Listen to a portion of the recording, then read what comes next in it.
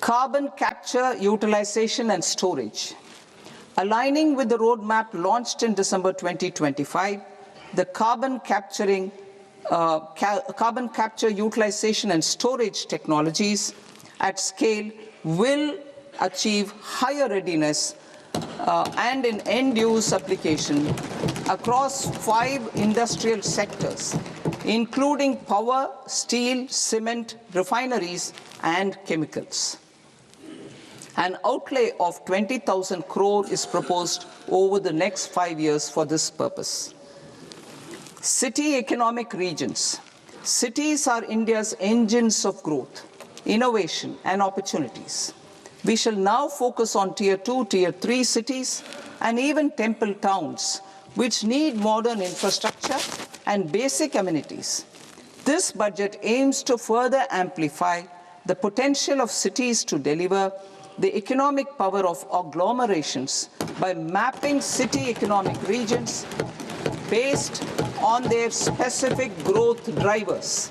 An allocation of 5,000 crore per CER over 5 years is proposed for implementing their plans through a challenge mode with a reform-cum-result-based financing mechanism.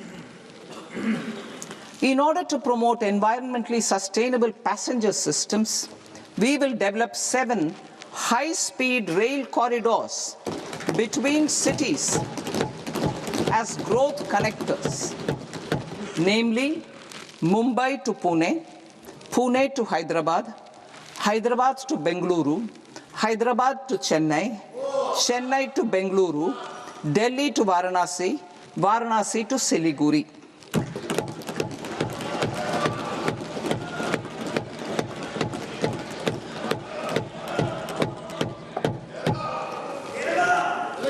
Financial sector.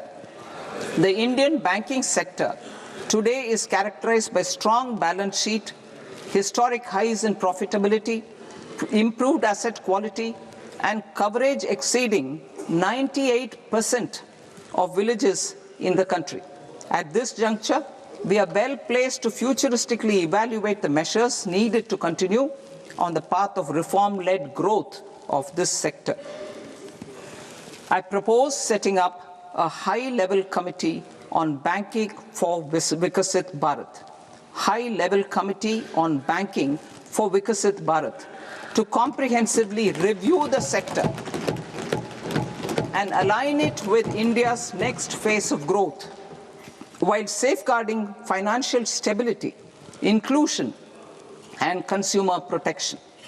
The vision for NBFCs for Vikasit Bharat has been outlined with clear targets for credit disbursement and technology adoption in order to achieve scale and improve efficiency in the public sector NBFCs. As a first step, it is proposed to restructure the Power Finance Corporation and Rural Electrification Corporation. I propose a comprehensive review of the foreign exchange management non-debt instruments rules to create a more contemporary, user-friendly framework for foreign investments consistent with India's evolving economic priorities. Corporate bond market. I propose to introduce a market-making framework with suitable access to funds and derivatives on corporate bond indices. I also propose to introduce total return swaps on corporate bonds. Municipal bonds. To encourage the issuance of municipal bonds of higher value by larger cities, I propose an incentive of 100 crore rupees for a single bond issuance. 100 crore rupees for a single bond issuance of more than 1,000 crore. The current scheme under Amrit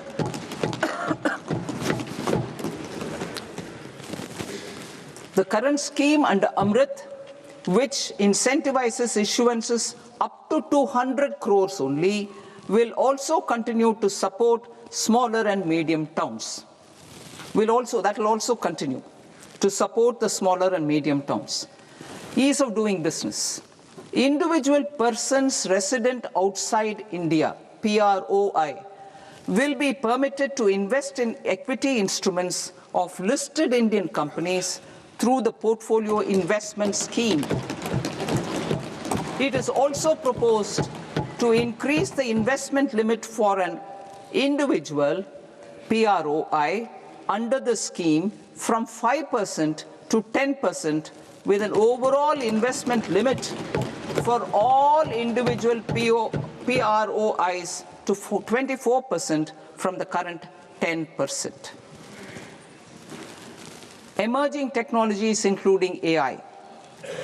21st century is technology-driven. Adoption of technology is for the benefit of all people. Farmers in the field, women in STEM, youth keen to upskill, and Divyangjan to access newer opportunities. The government has taken several steps to support new technologies through AI Mission, National Quantum Mission, Anusandhan National Research Fund, and Research and Development and Innovation Fund. Our second kartavya is to fulfill aspirations and build capacities. Close to 25 crore individuals have come out of multi-dimensional poverty through a decade of our government's sustained and reform-oriented efforts.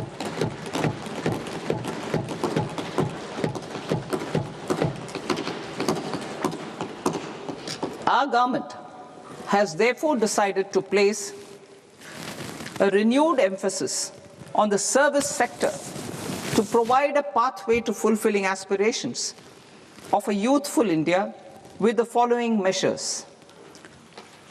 I propose to set up a high-powered Education to Employment and Enterprises Standing Committee to recommend measures that focus on services sector as a core driver of Vikasit Bharat.